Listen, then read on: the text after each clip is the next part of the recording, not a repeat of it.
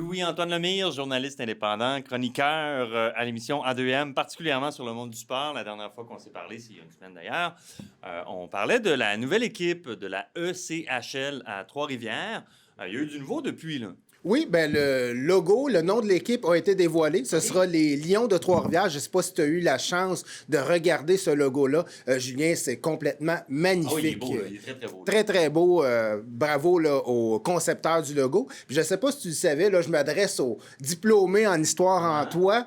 Il y a déjà eu une équipe professionnelle de hockey dans les années 50 qui s'appelait les Lions de Trois-Rivières. Puis parmi cette équipe-là, ben, il y a le célèbre, célèbre façon de parler, mais Don Cherry, le commentateur qui a joué au hockey professionnel, qui a joué à Trois-Rivières, oui. Plaisir, hein? Oui, en effet, donc lui a évolué une vingtaine de matchs. C'est un joueur de défense, donc Don Cherry a joué à Trois-Rivières déjà. Là, le légendaire Don Cherry exactement. À Trois-Rivières. Là, le DJ Marc-André Bergeron, ancien du Canadien, puis des Ducks, si je me souviens bien. Oui, il a joué avec les Ducks, entre autres, et d'autres équipes également. Il a nommé un nouvel entraîneur-chef. Oui, il a nommé Éric Bélanger. Éric Bélanger, qui est un ancien joueur de la Ligue nationale de hockey, qui a d'ailleurs évolué avec Bergeron au Minnesota. Bélanger, comme expérience d'entraîneur, ben, lui a commencé au niveau Bantam du côté des États-Unis. Par la suite, a coaché 2 ans dans la région de Québec avec les Typhons, dans le midget espoir. Et dernièrement, il était avec les Chevaliers de Lévis dans le midget 3. Parce que, bon, on a parlé un petit peu dans les médias. Certains lui reprochaient de ne pas avoir d'expérience comme entraîneur, mais au final, Bélanger a été derrière un banc pendant 6 ans. Et puis, bien sûr, lui connaît la réalité d'un joueur de hockey professionnel, lui qui a joué dans la Ligue nationale. Il s'est déjà fait rétrograder dans la Ligue américaine. Donc, parce que il y a toujours, quand tu joues dans un calibre qui est un petit peu plus inférieur, ben les gens arrivent pas à bras ouverts parce que peut-être tu t'es fait rétrograder de ton équipe dans la Ligue américaine. Bon, là, on te dit, bon, ben, va parfaire tes techniques dans un niveau plus bas.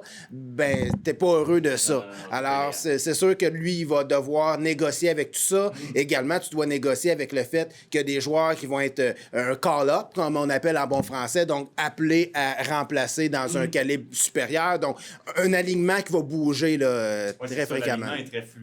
Exactement. Et là, on se rend compte, le DG est francophone, l'entraîneur-chef est francophone, puis on en parlait, hein, on disait que le Canadien de Montréal avait pratiquement plus de francophones. Est-ce que cette identité québécoise, puis on le voit avec le logo aussi d'ailleurs, est-ce que cette identité québécoise pour les Lions de Trois-Rivières est quelque chose qui est vraiment mise de l'avant?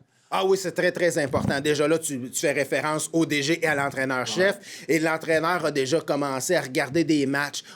Éric Bélanger va regarder 5-6 matchs par jour et il essaie d'épier le plus possible des Québécois. De son côté, Marc-André Bergeron a mentionné dans les médias qu'il espère attirer des joueurs qui évoluent en Europe. Donc, pour peut-être les ramener, vendre l'idée de jouer devant les parents, devant les amis, c'est toujours un cachet agréable. Fait que c'est sûr qu'une grosse majorité de la formation va être québécoise. Là, dans les prochaines semaines, il va y avoir des repêchages qui vont se dérouler. Donc là, on va avoir une meilleure idée de la formation des Lions de Trois-Rivières, mais c'est sûr qu'il va y avoir des Québécois. Puis je pense que de cette façon-là, on va plus rejoindre la population d'Amauricie.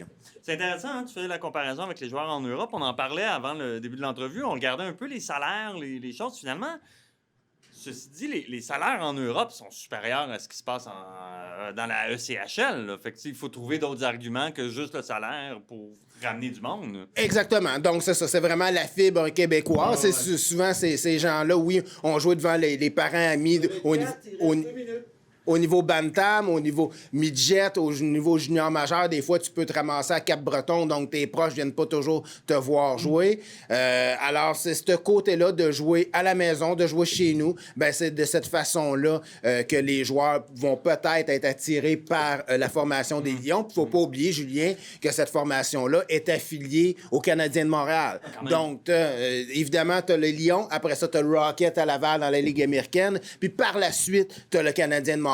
Donc, quelqu'un qui espère encore toucher à la Ligue nationale, ben, je pense que c'est une belle avenue, les Lions de Trois-Rivières. Dans un tout nouveau Colisée, d'ailleurs. Dans un tout nouveau Colisée, tout neuf. Là, donc, 72 parties, 36 évidemment dans le nouveau Colisée. On parle de billets de 15 $ par match.